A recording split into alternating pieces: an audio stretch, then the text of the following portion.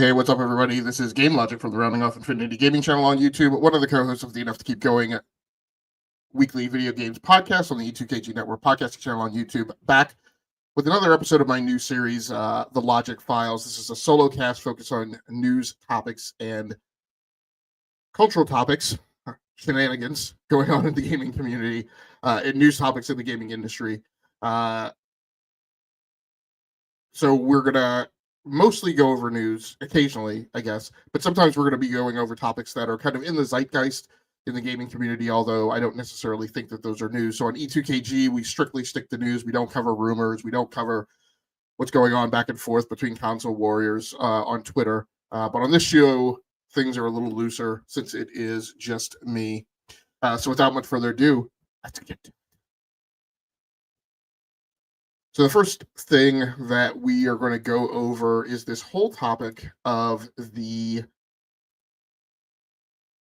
Sony SIE. Let's see, I think I have the job rec up over here. Well, I thought I had it up. Oh, yeah. Senior Director, Multiplatform and Account Management. Let me go ahead and share my screen.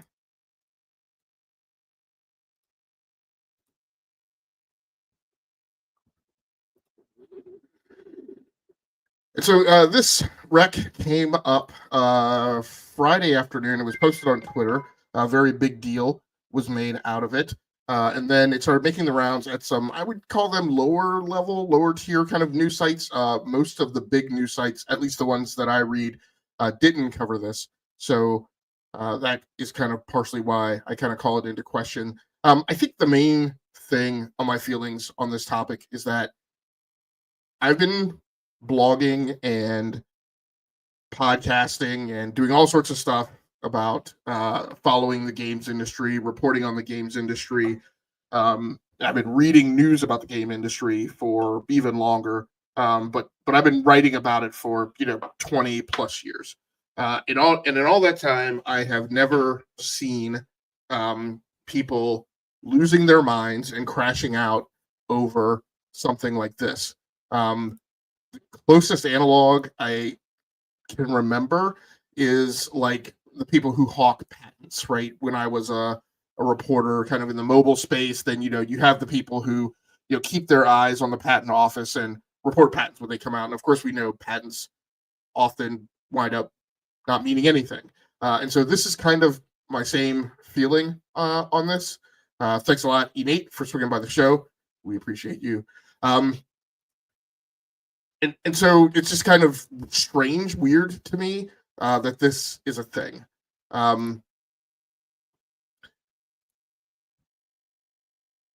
So the normal cycle in which we see the things like this happen, normally the way that it goes down is that you have a corporation who will announce something major, like a shift in strategy or a new product offering.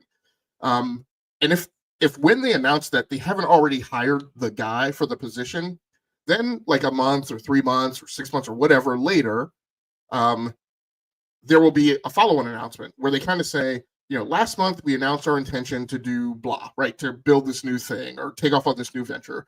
And they will say, I am pleased to announce that, Corporation X has selected, person Y to lead the brand's endeavors in this bold new direction. Person Y is known for having led, Corporation Z to be a brand leader in a competitive space of whatever. And we couldn't think of a better person to charge with the mission of making company X, right? Of taking company X into this new era. And so my question on this is, have we seen anything remotely like that around this job rec? No. This is not a VP position. This is not a C-suite officer position. This is not a general manager. This is not a business unit director. This is a senior director. It is essentially the equivalent of the positions that I occupy and have occupied, right, in business for the last 5 years, right? It is literally the exact same rank organizational position as the one that I occupy. This is not a person. This isn't like when Microsoft brought on Carolyn Dyke Cape, and I don't know why I lost my camera. So I think we're going to have to switch to the non-virtual camera if you give me just a second. Okay, so we're gonna have to do without the camera blur, but that's fine. But my point is we haven't seen anything of that type of gravitas or weight around this position. This whole news story, as I mentioned at the outset, came because an influencer uh, who was an Xbox person, right, an Xbox fan, and I guess has searches or does searches or spends their time in the evenings on a Friday looking for stuff like this, and posted it on Twitter, made a very big deal out of it. And then, like I said, so a couple lower level news outlets started picking it up. One of the things that I always say when I talk about kind of metering and determining the validity of news, and I get this out of, again, back when I was a mobile reporter and covering smartphones and tablets. One of the things that happened, I think everybody remembers, is the discovery of the iPhone 4, like out in the wild, that somebody had supposedly left in a bar. And at the time, Engadget, who I believe was being led by Joshua Topolsky, and Eli Patel was still there, the guys who left and went and founded The Verge, they did this post-mortem after the fact of like how that went down. And they talked about the care with which they took whether or not they were going to run with that story. And they talked about how there's this whole kind of network of people who know people, right? Editors and writers at different outlets who were all kind of contacting each other, touching base to see if it was credible, the forums that they hang out in, seeing if there was any veracity to it. But the point is that like larger sites who have some level, as much as I talk badly about how bad journalism is in the gaming space, I do believe that there is some level of editorial responsibility on like what stories you run with. And so, for instance, a couple of years ago when I woke up, I can't remember what day of the week it was. I want to say it was maybe a Monday, Tuesday, or Wednesday. I woke up and there was this news story running around that Amazon was going to buy EA. And I started getting this news from fellow content creators, and I asked people, I said, have you seen this being run by the Wall Street Journal or the Financial Times? Like, if you haven't seen it there, then it's not true. Right? Because if it was true, absolutely those outlets would be reporting it. So the fact that this hasn't been picked up, at least that I've seen from some of the bigger outlets, and isn't as front page as some of the other news stories. I went very quickly. I didn't have a ton of time, and looked on IGN, and like, if it's on there, it's buried underneath SDCC, San Diego Comic-Con, and other topics. And the point I would draw from that is that even if it's reported on IGN, it apparently wasn't big enough to like stick on the front page, right? They had other things that they felt were important. So I just don't feel like this is as big of a news story as people who are making it out to be. Let's also talk about like what is this role in the way that it reads. Like I said, this job is a senior director role. It's not a VP. It's not a GM. It's not certainly not a C-suite officer. The person that the role reports to is already part of the SIE structure. So when you scroll down and when you look at reporting to the vice president commercial management as senior director, right? That vice president of commercial management is already there. And so this, in my opinion, is work effort and scope that is already in progress. This is that person having made a justification that there's enough work to go around that it warrants bringing on an additional direct hire. Hey, nerds and other legends, thanks so much for swinging by. We appreciate you. So like I said, the person the role reports to is already part of the SIE organizational structure, indicating to me that this is not an entirely new initiative. This person reports to the vice president of commercial management as a senior director of multi-platform and account management. This role, just to be clear for people who haven't spent as much time like digging into the news cycle, particularly say around the time when crossplay was a big topic, which PlayStation fumbled the messaging on that. I constantly point to that there was this kind of mealy mouth response from Sean Layden, and then it continued kind of under Jim Ryan about. And there was somebody who came in between Layden and Ryan, but I seem to recall the comments being made by both of them. There was this whole kind of mealy mouth approach to like why they weren't doing crossplay, and what we find out later is that it really wasn't that they were trying to protect the safety of the PlayStation citizens on the network. It was really that they were trying to sort out this revenue leakage deal and the percentage payback that by which people would have to pay if you had implemented crossplay. And the notion that, a PlayStation player was going and spending money on some other platform. And about that time, there was distinct commentary news stories Greg Miller talked about it. Other people who cover PlayStation at a high level of detail talked about it, about account managers. And that has kind of continued on for people, again, who have paid attention. These account managers, for people who have never heard of these roles, are reps who are liaisons to various vendor partners for Sony. And so if you are a publisher, you have an account rep, and that account rep reports to an account manager. They handle things like the NDAs, the agreements, revenue sharing, and other policies that definitize your relationship with PlayStation. And so again, when you look at the subordinate positions underneath this position, Director of Multiplatform Strategy and Account Management, Senior Manager, Platform Sales, Xbox and PC, Manager, Platform Planning and Performance, PC and Xbox. These are all account managers in a business structure that handle being liaisons to those vendor partners.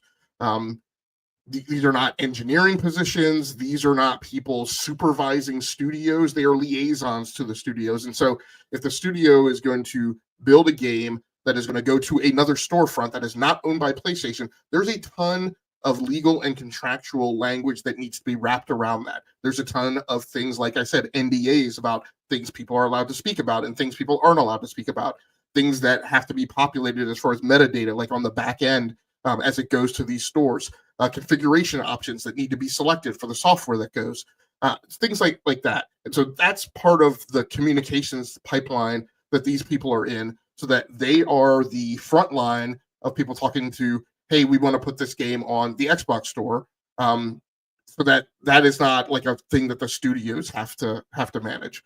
And so I just want to be clear about what these job positions are. I'm going to get a couple things in the chat, and then I'm going to talk about things that I believe about what this job posting signifies, and things that other people believe, and kind of go through some of the chronology, particularly when people are trying to compare it to what Xbox has done, versus what PlayStation is doing now. So just a couple things in the chat. So many people think it's completely new. I told people that this is what happens when something internal requires another person to spread the workload. That from Innate. Innate says, yeah, PlayStation fumbled the messaging badly on crossplay. And then Nerds and Other Legends say, I'd apply for this job, by the way. No, I'm not qualified, but I do it for half the salary and run the whole thing via AI. And jokingly, and not jokingly, but I am going to actually apply for this job. I've applied for a couple of jobs at PlayStation, and I've applied for jobs at Microsoft as well. Obviously, they're always looking for people in the industry, but I figure, why not shoot your shot? So I want to talk about the chronology, because I get a lot of questions, a ton of questions. I would call them cross-examinations about, why I said things about Xbox versus why I say things about PlayStation, and what I believe this means and what I don't believe that this means. So I want to go back over the Xbox chronology first. So when you go to the end of February 2024 and you go to the Xbox business update meeting, an interview led by, or I'd say facilitated by Tina Amini, who used to be an IGN employee, is now a member of Xbox PR, held an interview on the official Xbox podcast with Phil Spencer, Sarah, and Matt Booty.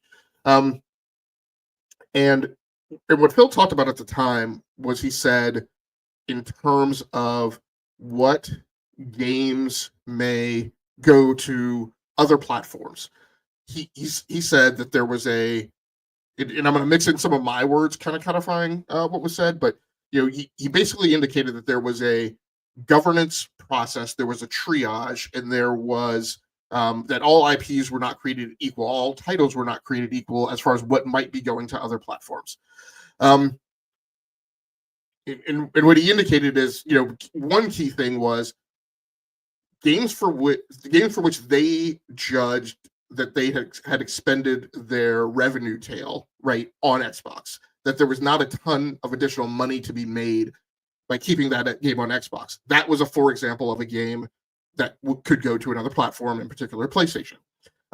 He also mentioned games that did not necessarily resonate with the Xbox brand. And so I felt like what was being communicated at the time to me was that would mean not things like Halo, Forza, and Gears of War.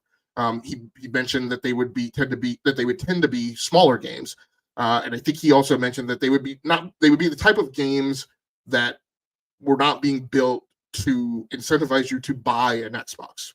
And at the time, I took that as stock. I repeated that. I learned it. I memorized it. I could, at the time, repeat it verbatim. That was, a year, 17, 18 months ago. I'm not able to do so now, but I could do it at the time. And I took that at face value. Then 3-4 months later, kind of maybe going into the late summer, early fall, that was about the time that we started hearing about no red line. And let me go back a little bit. When he said that in the interview with Tina Amini, there was then a report of a follow-on interview that I believe he'd apparently had with Tom Warren of The Verge. And The Verge reported that they'd asked the question, are you saying that Indiana Jones and Starfield will not go to PlayStation? And or at least to other platforms. And at the time, Phil Spencer said, I'm not going to rule out any one particular title and say, right, that it won't go. It will go through the same kind of triage and governance process by which we would adjudicate it, we would arbitrate and then adjudicate whether or not something was going to go to another platform. Again, and that's what I reported, and that's what I said. Now, the other thing that he said during the Tina Amini interview is he said, it's just 4 titles, and we're going to learn. And I think what people focused on was it's just 4 titles. If you see these 4 games coming, don't expect that it means everything. It's not. But what people bypassed and what people didn't listen to is he said, we're going to learn. And at the time I said, as a C-suite officer, you don't say you're going to do something and you're going to learn from it unless your intention is to take what you learn to replicate that process over again and perfect it. So those were the 2 data points that we had. But at the time I said, hey, he said just 4 games. He said there's this governance process. What I assumed was that every title would go through that governance process and that triage, and that would determine whether or not a game was going to another platform. So at the time, I believed that it would be kind of this careful, methodical, onesie, twosie. We're going to decide one by one what's going. Flash forward, like I said, to late summer, maybe early fall, but I think late summer, we started hearing no red line, right? We started hearing, I'm not going to hold games back, going to other platforms. When we play together, we all win, which was originally an accessibility marketing term, by the way, not games going to every platform.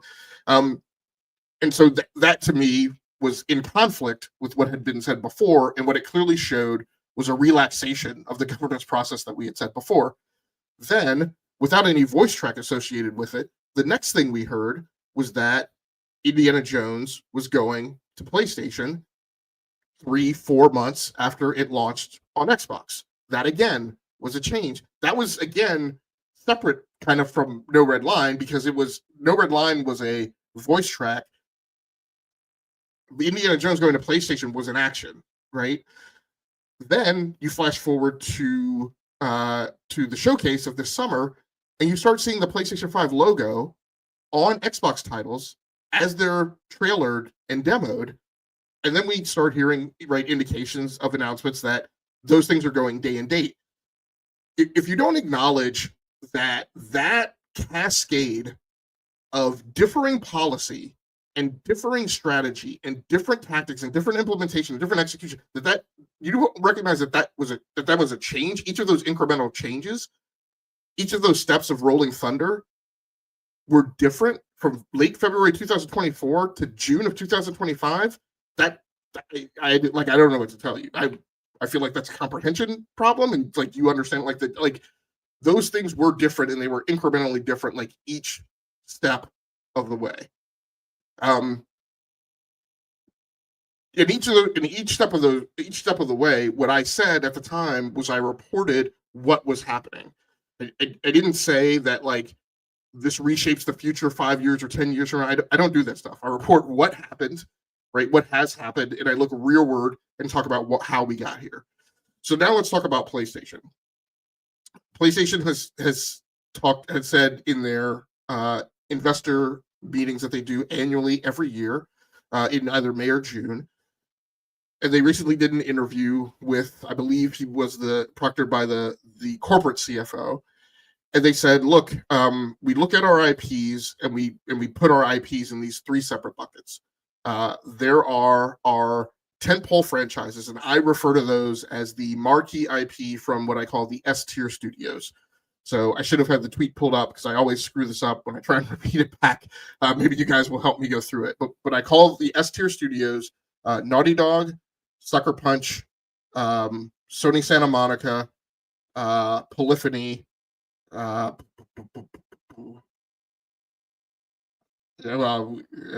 I was able to get through 4.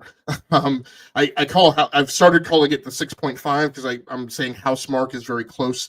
Insomniac is the 5th one, and right now the 6th one escapes me. But at any rate, I say that it does not include Ben Studios. But what I say is that there are 6 S tier studios tasked with putting out marquee IP. That is what Nishino refers to in my mind when he says tentpole franchises. And so yes, Nate says Insomniac. So yeah, Insomniac is the 5th. For some reason, the 6th one is escaping me right now. And so those are the things that I feel like those are the things that in my mind I say what PlayStation is communicating to its investors is that there are key properties that they associate as being very tightly coupled to the brand. And those are the things that when they are made, give people a reason to choose PlayStation. So at this point, let me talk a little bit about what Matt Piscatella said. So Matt Piscatella on a recent interview, I think on Chris String's show, the Game Business Show, mentioned, hey, good luck getting people to switch platforms based on exclusive IP. And I love what Matt does. I strongly believe in Matt's data and NPD's data. Don't always agree with Matt Piscatella's opinions when he steps aside from what I think is core analysis of the industry, and I believe he did at this point. There's more than just customer defections. There's customer acquisition, and there's customer retention. And you can say customer retention and customer defections are kind of the same thing. Maybe they're mirrored faces of two sides of a penny, whatever. But you need to give people a reason to buy your platform. You need to give people a reason to stay on your platform. You need to give people a reason to not leave your platform. This is no different than what Netflix does. Netflix has to, or Disney Plus or whatever, these people, Gorilla, yes, thank you, Josama. I don't know why I always forget them. I need to get better at memorizing the 6. Those are the 6. Netflix has to stock, or anybody running a subscription service, and I say the same thing about Game Pass, they have to stock the subscription service with enough compelling content at a frequent enough basis that you don't leave and they don't incur churn. Churn is the Achilles heel of a subscription service because it makes things indeterminate. It's random, it's chaotic, it's entropic. It gives you, it hinders your ability to predictably project what your earnings are going to be, what your cash flow is going to be, etc. Like what you are going to report at the next earnings call. And that is the thing that is important to corporations to convey to their investors. Let's remember the way Wall Street works. You don't get points for actually exceeding your marks. You actually get dinged when you come in higher than what you projected because people say you have an inability to predictably project your business. And that indicates a certain level of mismanagement of your resources, because if we knew that you were capable of achieving more than you reported, we probably would have invested more money. So in some ways, there's an opportunity cost associated with your inability to correctly project your business.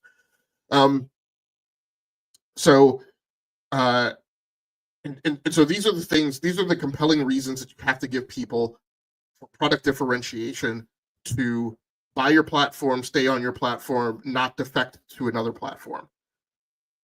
Consoles are not pork bellies. And a lot of times people don't get the pork belly analogy. Right? My point of the pork belly analogy is that that's a commodity. So let's call it eggs for tonight, right? They're not eggs.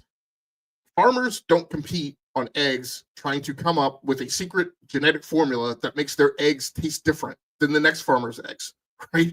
Farmer John and Farmer Brown, the only thing that makes a difference between how much their eggs sell on the market is cost, right? So if Farmer Brown's farm has a lower, has a shorter logistics route to get his eggs to market, Farmer Brown probably comes out ahead, right? Farmer Brown has a certain amount of supply. And so if Farmer Brown can't feed that logistics line with sufficient supply, then maybe Farmer John gets a piece. But the point is that there's not a huge amount of product differentiation there. When you start looking at consumer electronics, luxury products, there are things that differentiate products. There are things that differentiate services. There's opportunity cost associated with all of them. Yes, Ghostface Killer, I like free range eggs also, right? Yes, there are small points of differentiation, right? There's triple extra large eggs, and there's brown eggs, and there's right. So there are some points of difference, but when you're talking about pennies on the dollar, in terms of how much people might spend, there's not a huge amount of difference, right? At the point of delivery, at the point of sale in retail at the grocery store. So my belief is that PlayStation, which is a hardware, software, and services business with a heavier emphasis on software, let's just call it 51% or 50% hardware, 40% software, and what is that, 10% and 10% services, right? And you can accordion that however you want to, maybe those percent. But my point is that they have a heavier investment in making sure that they sell hardware, because the way they make a lot of their money is through the PlayStation storefront, and you can't get to the PlayStation storefront unless you're on their hardware. There's less of an emphasis of them selling software on another platform. Microsoft is a software and services company. They do a very good job at selling software.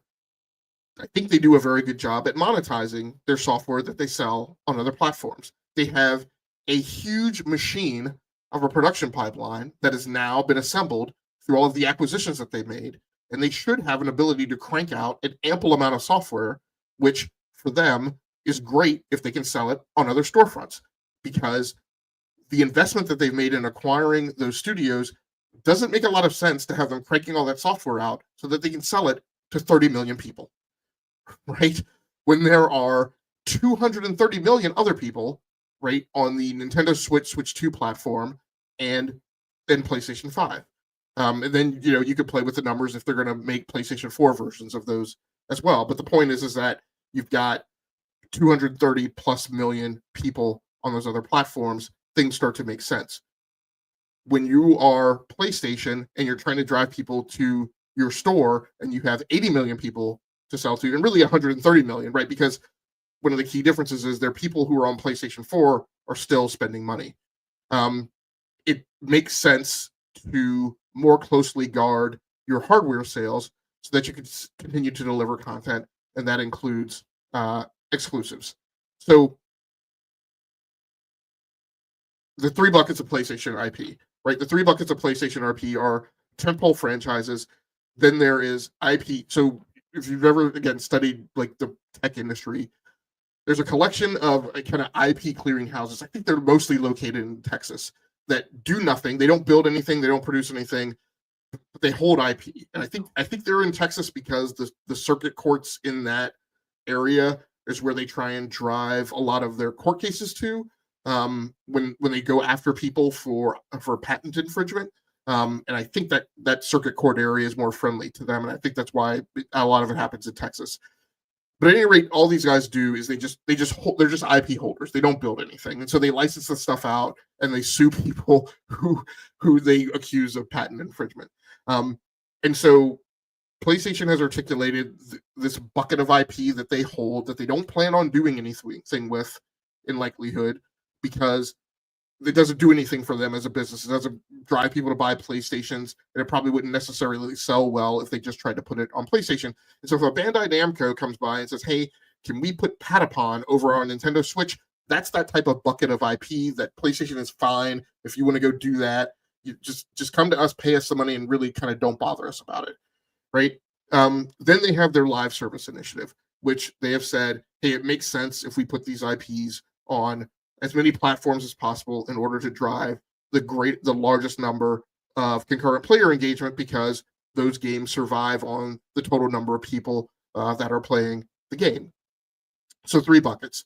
And so in the same way that I believe Phil Spencer, when he said there's this governance process and there are these criteria by which we rank, rate, and evaluate our IPs, and that will be what we decide to go to those platforms, I believe the same thing now. And Gabe Hurley Maybe PlayStation will do the same thing that Phil Spencer and the GLT and Xbox did, but I don't know that today.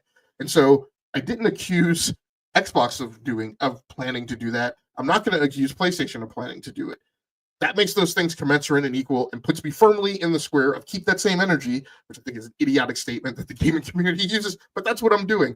This is what I always do. I don't try and predict and project what people are going to do in the absence of information and evidence and objective, tangible indications of what is going to happen. I look at what there is right now.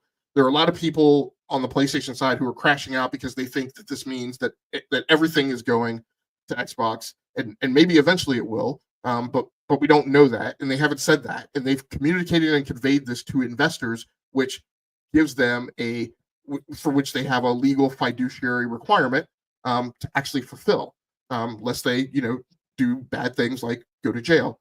So if we look over at this report, I couldn't find the slide, so it's actually on an investor slide, which I couldn't find, but the closest thing that I could get was this story over on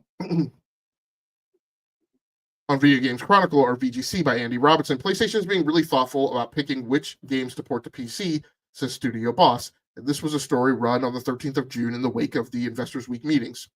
And one of the key things is down here at the bottom. Sony Interactive CEO Nishino said the platform holder would continue to monitor players' patterns and behaviors to ensure that we serve them appropriately. The executive was also asked about Microsoft's pivot to multi-platform releases and if he thought it was a good thing. We think that competition in the business is healthy and pushes us to innovate, he replied. There are multiple participants who together drive the overall gaming industry, and while there are new engagement models being explored, we ultimately think this is a good thing. However, as I mentioned earlier, we are confident and committed to our current strategy, which is the thing I articulated before, and there isn't an urgent need for us to pivot. So when I'm asked, is PlayStation embarking on a new strategy is defined by the verb pivot, which they have said they are not doing. Now, you can judge that they're lying or that they're being untruthful. That's not where I am today, because I don't feel that as a company and in terms of messaging and PR, that is what has been their norm. They have done that sometimes. I have mentioned that their messaging has been bungled. I have mentioned that 90% of the time that there's a problem in messaging on the PR side for PlayStation, it's quite frankly because they won't shut up about it. And they make other people talk about something and make a big deal out of something that wouldn't be a big deal if they would just shut up. But I don't think that's what they're doing here. What I believe is going to happen, like I said, over the next 5 years, is that they are going to do this, which means the biggest point of encroachment may be that you could see something coming. You could see a tentpole franchise coming to Xbox on the same kind of 15 to 24 month delay that you see going to PC. And I'll talk through a little bit of why I think that. But if you go to the job rec, right, the job rec talks about oversee the out-of-year mid-range commercial strategy for PlayStation Studios. Out-of-year means not in the same year that the game launches on PlayStation. So now you're talking about at least 12 months, which is the same type of timeline they talked about porting their games to PC. It says mid-range commercial strategy.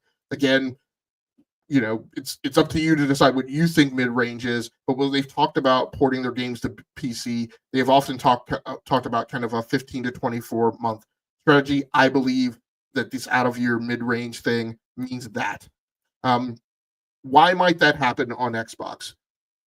The reason I've said it might happen on Xbox is because in the next generation, when the next Xbox has the potential, based on rumors and things that we've heard, to be a hybrid PC that just runs on relatively native Windows 11.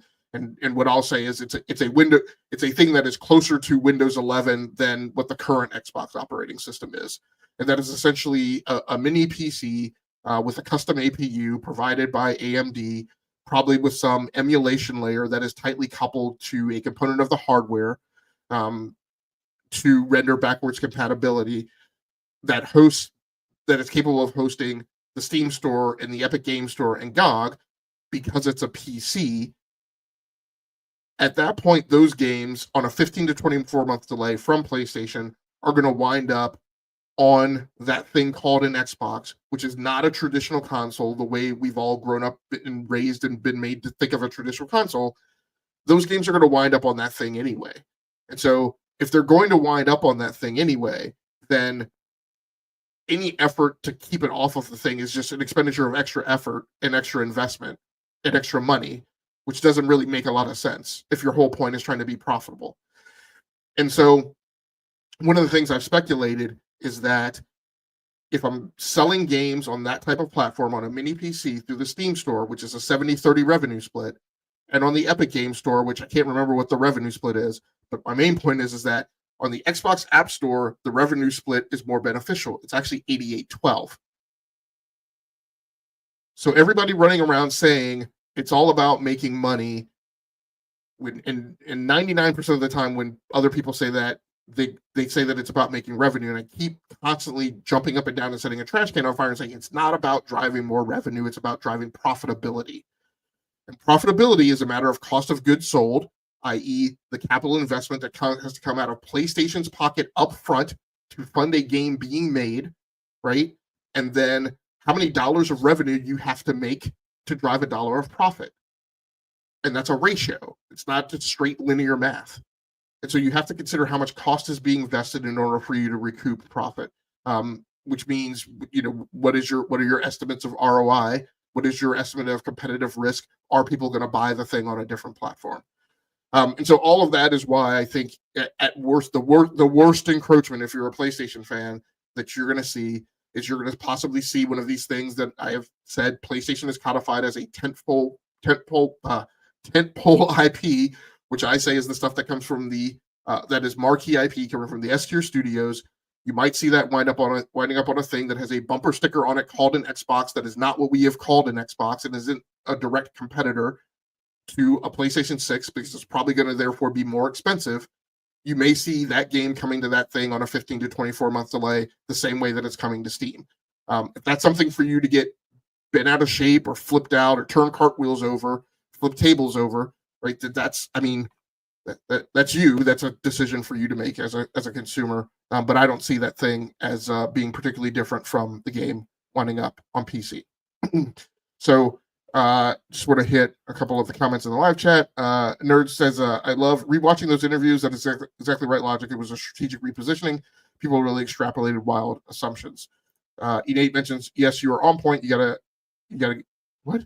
You gotta get me. You gotta keep me right. Yes, yeah. Customer acquisition, customer retention. E8 says, I need those exclusives that cater to me to keep coming. And we're going to talk about exclusives tonight. Hopefully, I have time. Okay, so I think that's everything that came across in the chat.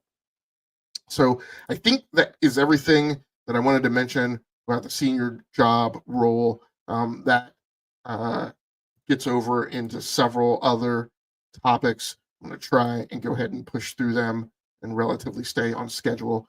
So the next thing, I'm going to take a swig of coffee, but the next thing that I want to talk about is Sony suing Tencent over the Horizon Zero Dawn ripoff.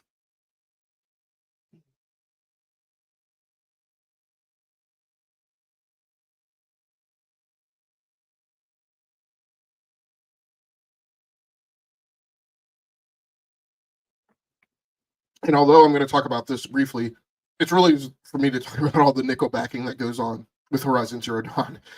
So this news story over on Polygon. Sony sues Tencent over Horizon Zero Dawn ripoff. 7 months ago, Tencent, the world's biggest gaming company, revealed a new project, Light of Motirum, a futuristic open-world game from studio Polaris Quest where machines rule the land. If that sounds familiar, the actual trailer and its cybernetic animals only further implied a specific inspirational source, Sony and Guerrilla Games' Horizon series. Now Sony is taking Tencent to court over it. Filed on July 25th, the lawsuit intends to block Tencent from releasing the game, which it argues violates Sony Interactive Entertainment's intellectual property while also seeking 150 grand in statutory damages for each separate work in the Horizon series infringed. In its lawsuit, Sony calls Light of Materium a slavish clone of Horizon that egregiously replicates some of the signature elements found in the PlayStation series. So I don't know, I didn't check ahead if the sales figures noted in this article. It looks like it's not. If somebody wants to help me out, they can. What I believe I've seen is that the total number of sales of the Horizon series is about 38 million. So I have talked on more than one occasion. Well, mostly I talk about nickelbacking in terms of Ubisoft because I think gaming fans tend to love to nickelback Ubisoft in a way that I feel is inaccurate, non-objective, and just for the sake of hating things, much like people do with the actual band Nickelback, which sold a lot of records and a lot of albums. And I'm not saying that I like their music or people like that music, but the point is that somebody liked that music a hell of a lot to the point where they were able to sell millions of albums. And so, when we dogpile on games or companies or publishers or whatever that actually sell a ton of stuff, I feel like it's inaccurate.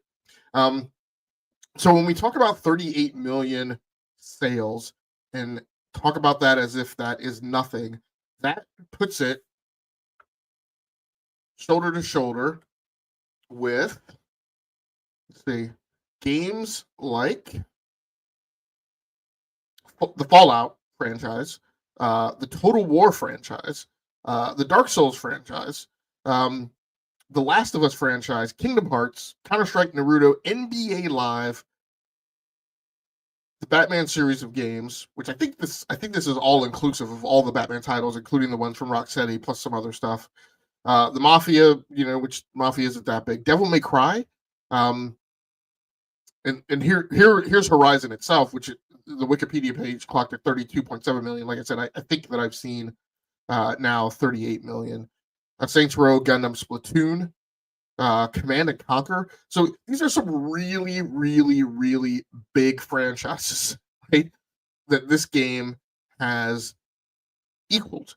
When we talk about things that are bigger, and I'll go up to the kind of the top of this list. And again, Wikipedia is not like perfect, but it's a good enough thing to get kind of a thumb in the wind estimate. I mean, we're talking about Mario, Tetris, Call of Duty, Pokemon, Grand Theft Auto, Minecraft, FIFA. When we look at kind of the next tier up from games kind of in that 30 to 45 million range, I mean, we're talking about the Destiny games, Diablo, Far Cry, Gears of War. Most of these series were around for significantly longer than Horizon Zero Dawn. Some of them are things that have a heavy multiplayer or co-op element. You talk about Tekken, and you talk about that being something that appeals to fans worldwide because it is a big fighting game. You talk about the Spider-Man franchise of games, which again, I think this heading is all inclusive of both the stuff Insomniac has done as well as the other stuff. Like, these are really big games. 38 million is nothing to sneeze at. And 38 million is not indicative of a mid game that people think is headlined by a boring character.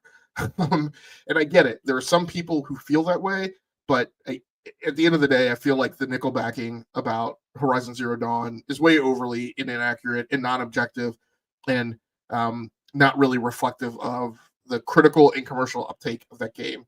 I'm fine that game's not a game of the year, in comparison to a lot of other things, but it wasn't insignificant. And it has done an insignificant amount of traffic and traction for the PlayStation brand. And for people who play the game on that platform or play the game on PC. I want to step aside from there to next get into the topic of exclusives in gaming, which is tightly coupled to the first topic.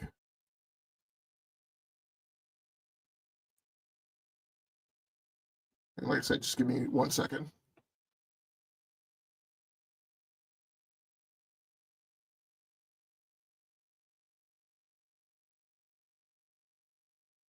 Okay, it would be impossible for me to get into everything that I've written about exclusives because I've become particularly, I don't know if frustrated is the right term, but I've become something about the people who have tried to insinuate that exclusives don't matter, that they should be driven out of the industry, that they don't offer any value to customers. I feel like it's a particularly one-sided argument that doesn't really present all of the things at hand. So I'm going to try to go, I think, with one tweet, and then we may kind of tunnel into some other topics. But we'll just start with this one on exclusives in gaming. When Netflix started streaming, it did okay. But then the executives decided that to drive customer acquisition, retention, minimize churn, which we talked about earlier, and drive the base to growth, they needed their own studios and exclusive content. To differentiate their platform from other streaming services, and other competitors came to the fore. And we talked about whether that cost and investment would allow the business to be sustainable. At the time that Netflix did this, there were lots of questions about, hey, with the capital investment you're going to have to make to stand up your own studios and hire your own talent and lock these, writers and showrunners into long-term contracts for them to do 2, 3, 4 seasons, right, of a television show, that's not a small amount of money, right? Are you going to be able to drive subscriptions to a point that you've got enough cash flow coming in to make stuff like that happen? So like I said, and we also talked about whether that cost and investment would allow the business to be sustainable. And we saw and discussed when it did work, like Stranger Things. When it didn't work, like Marco Polo, which was actually one of my favorite Netflix series. And when it was questionable, like Bird Box. And the importance of exclusives does not wane just because a market becomes mature. I think there's a lot of discussion about, hey, once a market is mature, people just kind of sit in their own ecosystems. There's a moment of inertia that says, there's no risk of losing them to another platform. And again, it's not solely about customer defection. It's about continuing customer acquisition and customer retention, not letting people get bored to the point where they want to walk away. So we can talk about if the impact is the same in the weighting, but it's inarguable that it was a major blow to NBC Universal when WWE Raw left to go to Netflix, when those exclusive rights were conveyed. The cable TV industry has been around since 1948. We are not questioning whether exclusive content has swayed a market that has been around for 77 years. And yet we act as if the gaming industry is too mature for exclusives at its tender age of 53 years old. So most of this is oriented around this argument that people try to make that, well, it's a different industry, so it's different. No, it's not. Functionally, exclusive content, exclusive anything, serves the same business function, and that is to drive people to your access point, your ecosystem, to spend money in a manner that you hope gets you as close to capturing 100% of that revenue. So that, as I mentioned before, when you have to run the profitability calculation, it is built around the cost of goods sold and the price that you're normally going to sell that thing at, and you getting all of that. You not being in a revenue sharing relationship with a vendor, you selling it through their storefront. If a merchant on Amazon could sell their stainless steel pots and pans out of China, right, without having to share some of that revenue with Amazon, they absolutely would do it. But they don't do it because Amazon has reach. And so reach has a cost. Reach has a valuation. Reach is something that essentially people sell. If you have a store that has the largest market share of people coming to it, like you do in the high-end console market on PlayStation, then that reach has value. That reach appeals to third-party vendors who want to sell their wares through your storefront. How do you get to 80 million people coming through your storefront? One of the ways you get to it is because you offer them product differentiating, and you offer them content that's different, that they can't get somewhere else, that they can't get by buying a platform and accessing it through a different storefront. I'm not saying exclusives are the be-all, end-all. There was probably a point back in the Sega Nintendo generation where exclusive content was probably the critical inflection point that made somebody buy one console or the other. But it is not zero today. You do not want, I don't believe, as a console vendor, you don't want somebody going into GameStop or going into Best Buy and flipping a coin to decide which console to buy because they see them as not being different. And even though people on Xbox and people on PlayStation are spending 40% of their time in black hole games, they're spending 60% of their time playing other stuff. And so when you're playing that hockey game, you're playing on the margins, right? You still have to do something to occupy 60% of people's time. And you would prefer, as much as possible, that 60% of that time go to buying stuff that you've made capital investment to build, if at all possible. You're maybe not going to win that war, but you certainly hope that you can. You hope that you can make a going play at it. And so my point is that exclusives are not immaterial in the market. Exclusives are still a reason for which people buy platforms. I know people come up with this theory that, well, no, it's a matter of where your friends play. Well, again, I go back to, well, why are your friends over there in the first place? They're probably over there because they went over there for the exclusive content.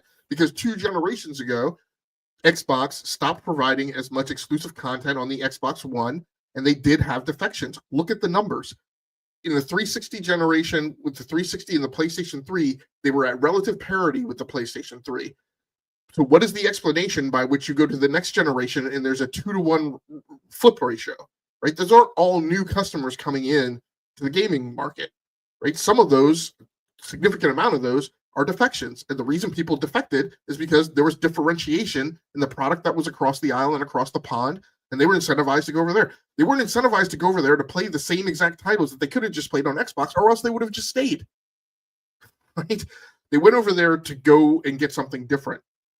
And even though they may not spend the same amount of money that they spent on it, right, 10, 15, 20 years ago, even though they don't spend as much time playing it that they did 10, 15, 20 years ago, the point is that they went over there in the first place. If they're telling people to come over there, they're telling people I'm sure are asking them, well, why are you over there? Well, I came over here for the exclusive content. I came over here because I wanted to play The Last of Us, God of War, Horizon Zero Dawn, right? Again, marquee IP, tentpole content, S-tier studios.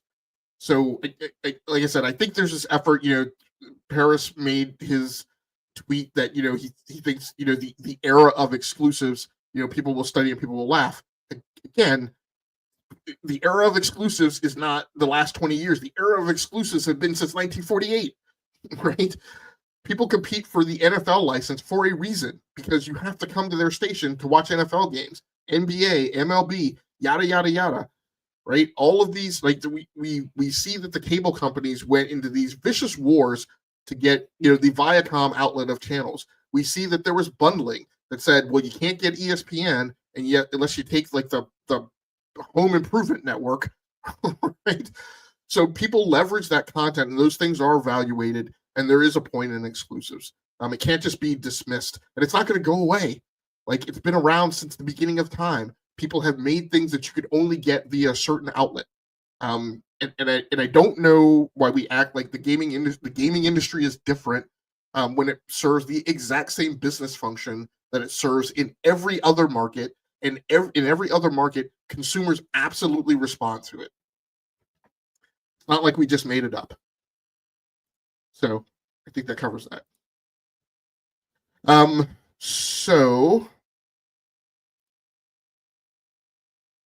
Okay, news item 4. And this one is particularly interesting, if I remember where I had it. And I do. This one actually was fairly recently posted.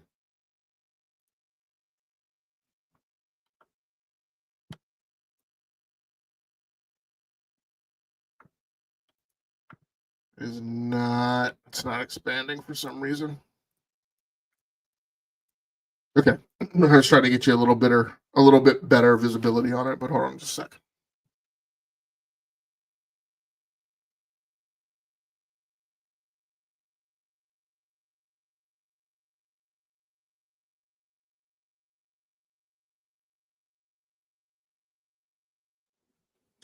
Okay, this news story over on Tech Radar. You might not have to wait long for the ROG Xbox Ally. A new leak suggests a launch may be sooner than you expect.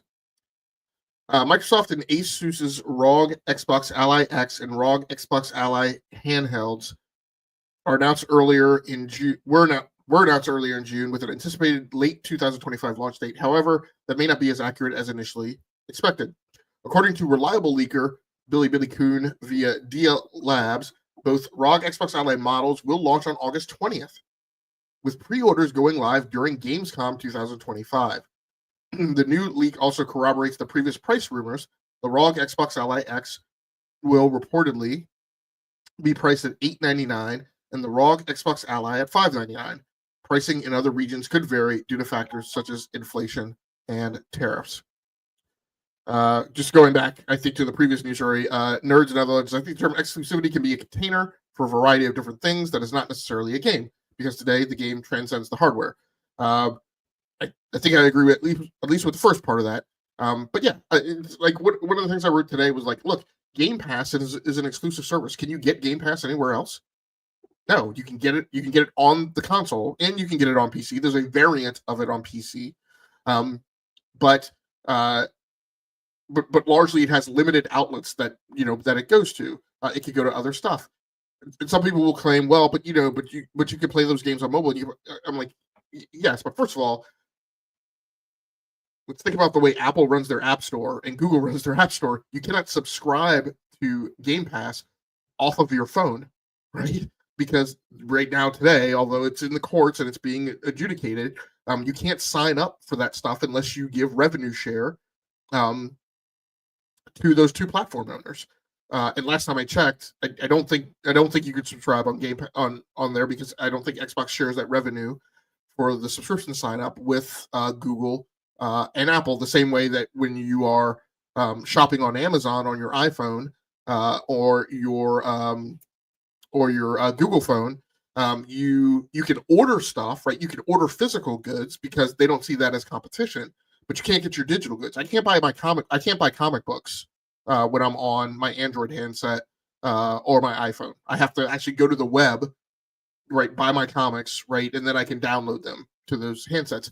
Another great example of this when it comes to Game Pass, and I love this one, is that if Xbox wanted to, when you talk about when they made Game Pass available on the Amazon Fire Stick and then rolled it out to other devices, on Amazon right now through Amazon Prime, you can subscribe to Paramount, Peacock, HBO Max, right? You can subscribe to those services as a subordinate set of your Amazon Prime. You can't do that with Game Pass.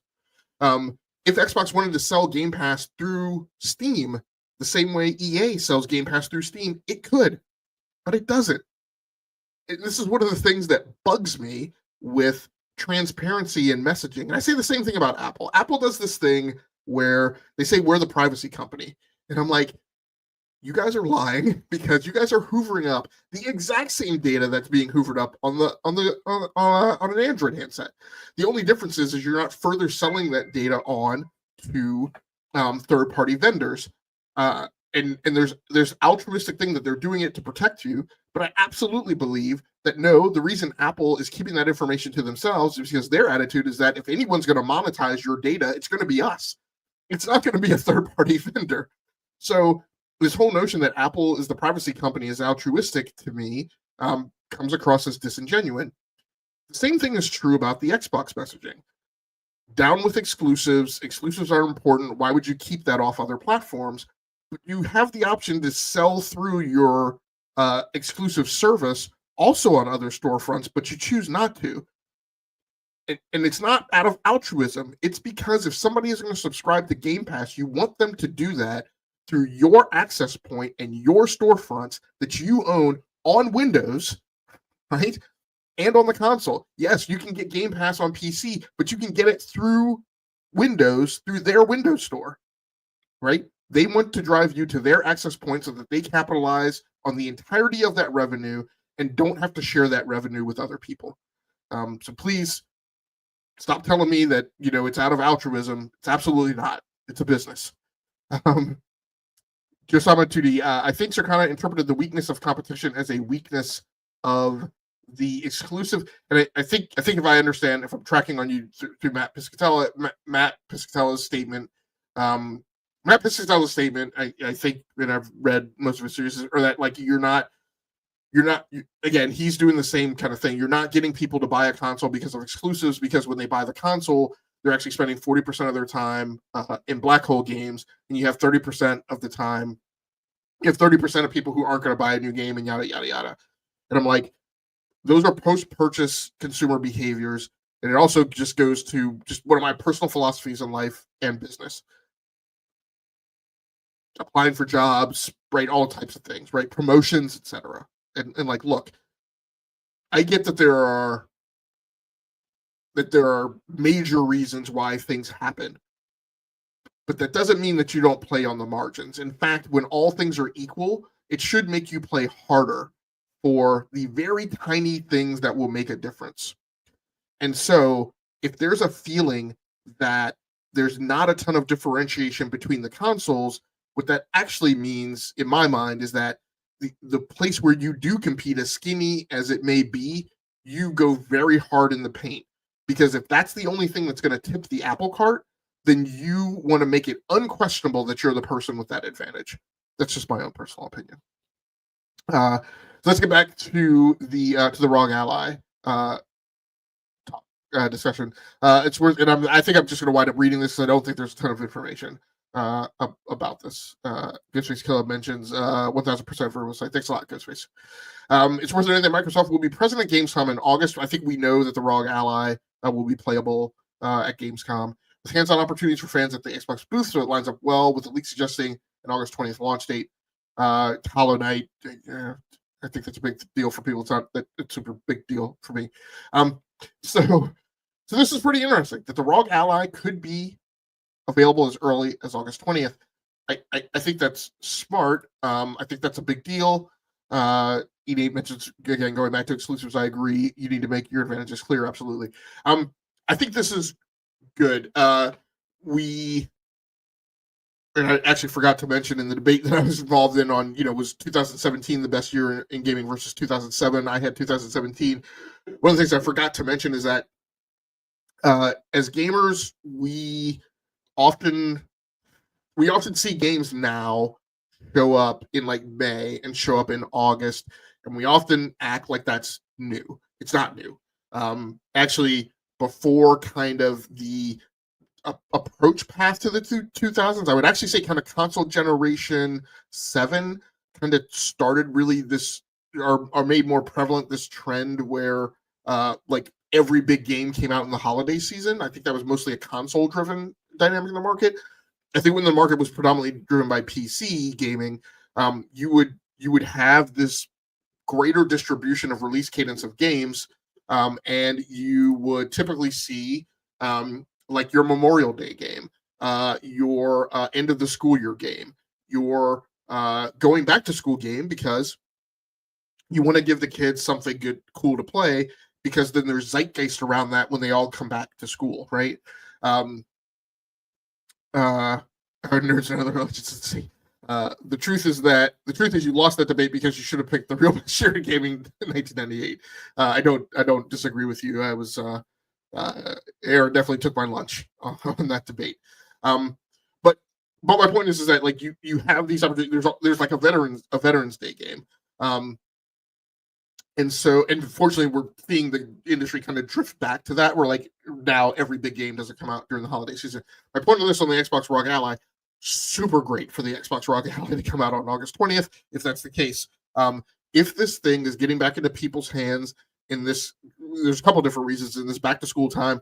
I don't necessarily know that a bunch of teenagers are going to have this, right? Or a bunch of college kids even are going to have this. I have to remind people that college kids are generally broke. But regardless, I think at least in the U.S., there's kind of this, toilet bowl whoosh of consumer product availability kind of coming into August. You have the run up, particularly in the mobile space, of this is when you start getting into like the iPhone announcement and the next Google Pixel announcement, and you get I think Samsung has moved their unpacked events to now where they used to their thing that they used to do late fall is now kind of midsummer. So you used to have the fold and the flip announcements kind of later in the year, and now they just released, because again they tried to get out in front of like the iPhone release. But you still kind of have this warm up. You're going to have Amazon device announcements kind of going into the fall. So I think there's kind of this ramp up of consumer electronic announcements, usually starting in like the September timeframe. And so to me, this is like a really good time. It's a great time too, because you get a ton of games that come out still. Like I said, not every big game, but still, like, the holiday season is still big. It's still kind of the run up to the TGAs. The TGAs serve to increase consumer awareness about titles that have come out that they may have missed. And so I think this is just a great time to put something like this on the market, when you could potentially capture fervor around people, wanting to play their games and wanting to play them in mobile and take them with them and have that continuity aspect and functionality of extending the experience from their PC. I think it's a really great opportunity. Nate says, yeah, I was going to say this is going to be on the expensive side, but yeah, someone they know will have it. Yeah, like, again, college kids are broke, but, it's still that cool aspect, right, of being the kid who comes back to school, right, with this Asus ROG Ally. Not going to drive big sales, but Half-Life, Metal Gear Solid, Resident Evil 2, Ocarina. Ghostface is talking about the 1998. So, yes. So if it really goes big at that time, I think that's good. I definitely think that is a better launch window to launch in than October. Like, the later you get, so the big thing about the holiday season is the later you go, you're like, people start spending money, and people, like, I start locking myself down and saying, okay, my time for buying my stuff kind of comes to an end as I go into the fall, and like all that money starts getting earmarked in general for buying things for other people. And so getting this thing out early before people start kind of expending all that ammunition, right? I think is good, and it gives them ramp time for people to see this thing's on the market. This is how much it costs. Let me earmark $900, right, or $600 for myself. Let me, yes, buy other things for other people, but I know I need to set aside, right, $900 or $600 for whichever SKU I'm going for, and gives them a better likelihood that they're going to have that. I think it's also super advantageous if, as people are earmarking that money, if you make it available so that if they want to just buy it now, they can buy it before they start getting impinged upon, right, having to buy Christmas gifts for everybody else, and so on and so forth. So I personally think this is a good move. And it's I mean, it's not a new device, but it may still have kinks to work out. And so, if you get it on the market and you get time to get it in consumers' hands and work some of that stuff out, then again, that is also good. So let's go down to the last news story in the rundown and talk about EA earnings.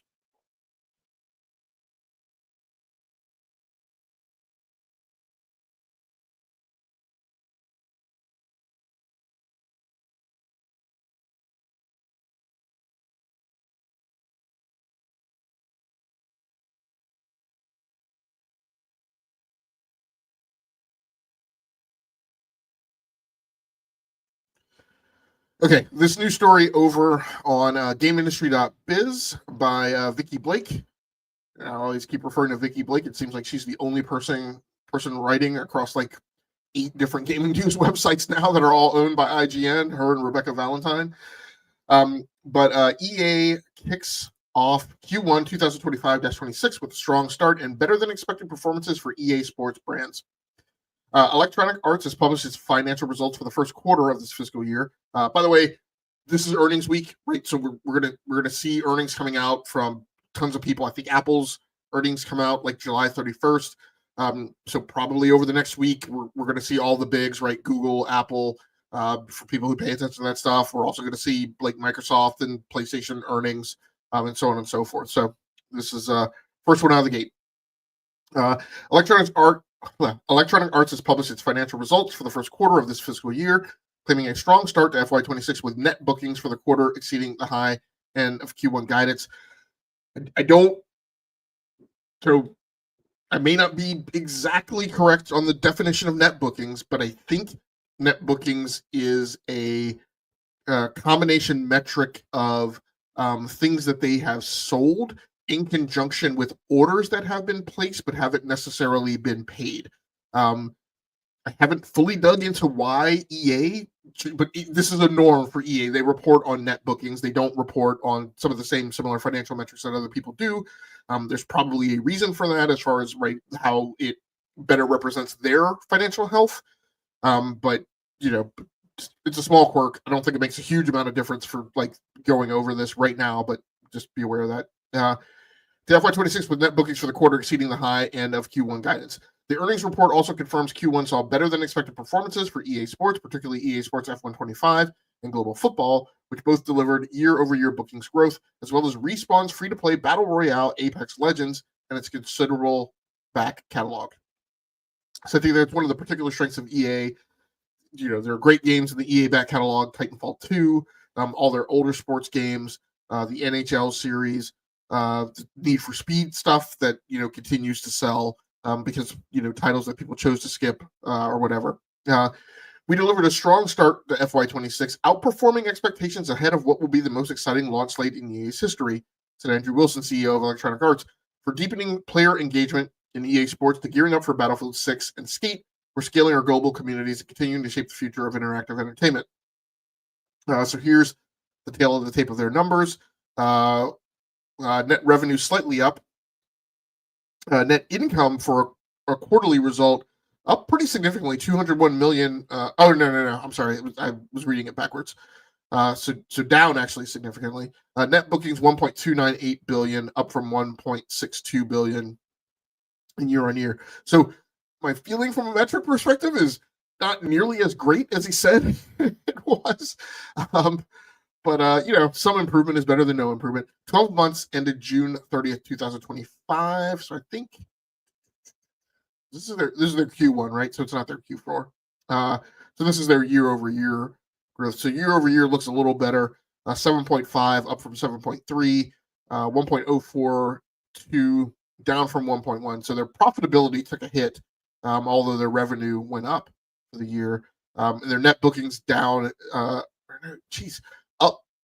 Yes, their net bookings up 7.4 from 7.1 last year. Let's take a look at some of the highlights. High-performing Q1 stand-up performance in global football. Record quarter for FC Mobile. I know hardcore gamers really care about that. Battlefield 6, I think, is the big story. Multiplayer experience. It's set to be unveiled later this week, as well as the upcoming launch of titles like Madden, NFL 26, FC 26, The Sims, and Skate. I think we know the tail of the tape with Madden 26 and FC 26. I think they've gotten big pre-orders for the combined SKU of Madden and college football. So Ghostface asks, do we have any faith in the new Battlefield game or not? And then Nerd says, I want to believe. And that's Ghostface. I think that's kind of where we are. I think the Battlefield faithful, after 1 and 5, that's how they feel, right? They want to believe. It's kind of the same thing that it was with Battlefield 5. Like, everything looks good. Everything looks super exciting. Like, it's this kind of big Michael Bay, Tom Clancy, like, thriller thing. I think it creates that excitement. It's just all a matter. But sometimes, the last 2 times, sometimes these things come in and they come down skidding on one landing gear while the other one's stuck up in the aircraft's belly. So we'll just see how it goes. I'm not a huge Battlefield fan. I mentioned I hate the long distance running back to the fight when you have to respawn. That's just a thing for me. In general, I prefer Call of Duty because you respawn and you quickly get back to the fight, and I like that, being hopped up on adrenaline for a 10-minute match and then being done. And I feel like the Battlefield series has just been such a slide back from the peak of Battlefield 2 on the PC, where you could have a person designated as a general and everybody would be on comms because you were on a TeamSpeak or Ventrilo server, and there were all the it felt like a real Battlefield. And then since Battlefield 2 came to the console and comms were broken, and EA never fixes comms when they're broken on console, at least they didn't back then. I haven't been as enamored of the Battlefield series since then. So Nerd says there is a lane for Battlefield since COD is becoming kind of silly. They could take the more heavy, serious military route or give me Bad Company 3. And then Ghost Scalar agrees with what I said. So Nerds, yes, I agree with you. So first of all, let me go to the latter in your statement. My feeling is like if EA wanted to stop like all the static and all the noise about this whole thing, they would just do Battlefield Bad Company. And I think what is it Battlefield Bad Company the original that's still only available on console? It's the Bad Company 2 is the only one that's available on PC. Like unlock that thing from that. Like get original OG Battlefield Bad Company on PC. I think that's the way it's gated right now. But yeah, make a huge go at the Battlefield Bad Company series, even if you made that take your multiplayer route. But yeah, the critical thing for the serious military route on PC and console is comms have to work. And I also think a huge difference they could make is, and they've made inroads to this, but they haven't really locked it down. They've tried this thing where they've tried to make squads matter, but they haven't heavily wired people into that. And I just feel like, look, I know some people are going to find it unpleasant and some people aren't going to like it. But I feel like if you want to give it like that really realistic Battlefield feel, you have to lock people into fire teams and you have to make it matter. And the way it is right now, it's like you get more points and more rewards for working as a squad, but you don't get penalized really for spawning with your fire team and then just taking off and doing your own thing. And I wish there was a way they could make that work. I wish there was a way to make units pre-match or even long term where if you created a party and you played with those people, I don't know. So I don't know. Bad Company 3 is more of a selfish just for me kind of wish. It's not just you nerds. I would love a Battlefield. Bad Company is what would make me come back to Battlefield, but I haven't been compelled. I mean, I played the Battlefield 1, like the little vignettes. And I actually think that those are kind of fun if you play them for as a single player, and then I just fall off on the multiplayer. But at any rate, let's see. Despite better than expected results, the outlook for 26th fiscal year remains unchanged. We exceeded the high end of our guidance in Q1, highlighting the resilience of our live services and the breadth of our portfolio. With strong fundamentals and a robust pipeline ahead, we remain confident. Looking at it, EA admitted it expects a more normalized curve for college football full game sales moving into the year, which will be partially offset by the launch of Madden NFL 26. Expectations are that early momentum in Apex Legends and catalog continues. It's kind of surprising. So what it sounds like, and this isn't the full tail of the tape, and I didn't have time to pull the entire earnings report. It seems like they didn't issue increased guidance for the fiscal year, and that is kind of surprising to me because they're talking about their intention to put games on the Nintendo Switch 2, and I feel like that would. Now, maybe their past guidance already incorporated that. And maybe they're still playing it safe because I think that would have been, there would have been a chilling effect on that based on you like not knowing what is going to go on with tariffs and whether or not that will blunt the sell through of the Nintendo Switch. But I feel like right now would be a time that you were kind of optimistic about Nintendo Switch 2 sell through. And if you're going to put enough games on there from their entire catalog, not just EA Sports, that you would be optimistic about your guidance. But it could be that they're just playing it safe for now.